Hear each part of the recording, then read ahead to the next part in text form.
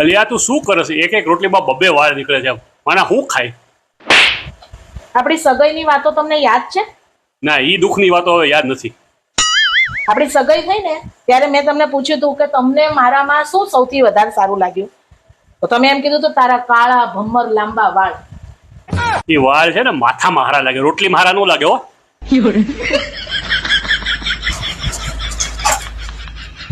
એ દેવી, જમવાનું શું બનાવ્યું છે? ઝડપથી જમવાનું આપો, મને બહુ ભૂખ લાગી છે. શું બનાવ્યું? વઘારેલી ખીચડી. તમે તો કહેતા હતા ને 2 ઓપ્શન છે.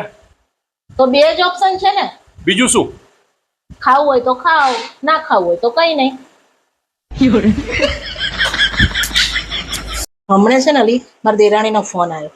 મને કે ભાભી, મારા બાજુના ફ્લેટમાં એક શિલ્પાબેન કરીને રહે છે ને, એનું ને તમારું મગજ એક સરખું ચાલે છે. મેં કીધું ક્યાં ના છે એ? મને કે અમદાવાદના. મેં કીધું બસ તો પછી પૂરું.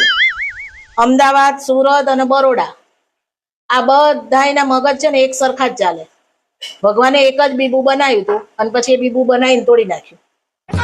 મિસાઇલ અને મગજ બે હારે રેસ લગાવો ને તો મગજ વહેલું પહોંચે, મિસાઇલ પછી પહોંચે. એવા મગજ બનાવ્યા છે અમારા. આજે બેંક વાળાનો ફોન હતો સવારે. મને કે બેન, આ મહિને તમે હપ્તો કેમ નથી ભર્યો? મેં કીધું ભાઈ, અમે પૂનમ ભરવા ગયા હતા એટલે આ મહિને હપ્તો બપ્તો નહીં ભર્યો. એટલે બેંક વાળા નવા જવાબ દેવાય. શું કરવાના કહેવાય?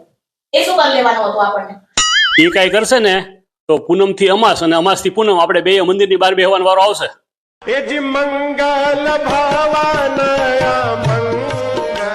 ઓહો હો હો, હમણાં તો બહુ ટેસ્ટી રસોઈ બને છે. તારા હાથમાં મોબાઈલ નથી હોતો, શું થયું? હમણાં હું મોબાઈલ નથી કરતી.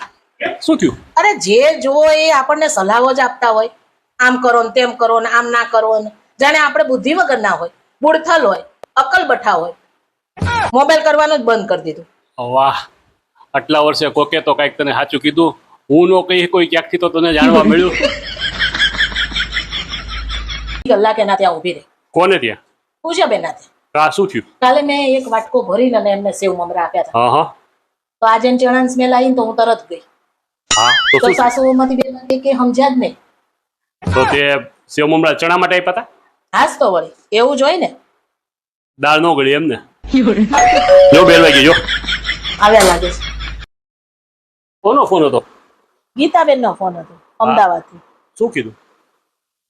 એ એમ કેતા હતા કે એને તો અમદાવાદમાં બધે ભૂવા પડી જાય છે, આપણે તો અહીંયા ભૂવા ધૂણે નહીં.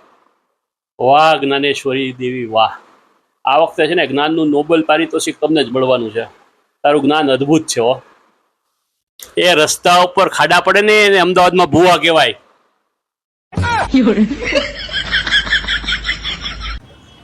મેં 1 મહિના પહેલા એક રીલ જોઈ હતી. એમાં એવું લખ્યું હતું કે તમે 24 કલાક આવું બોલ્યા રાખો ને તો તમારી સાથે આવું જ થાય.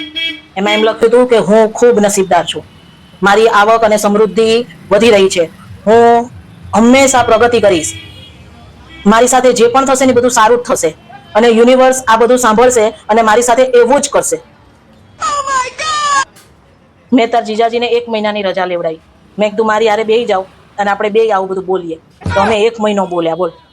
અને આવું કંઈ થયું તો નહીં, પણ શી ખબર એના બોસને કઈ રીતે ખબર પડી ગઈ ને તે 1 મહિના પછી અલી પગાર જ ના આપ્યો. સારું થયું ને. હું તો હજી અંબાણીને ને અદાણીને એને ફોન કરવાની હતી. મેં કીધું આ બધી ઝંઝટ મૂકો અને તમે આ કરવા બેસી જાઓ. તને ફોન કરવાની હતી, સારું થયું ના કર્યો. બીજું તો કઈ નહીં, આ મહિને કરશું શું? બહુ ચિંતા છે.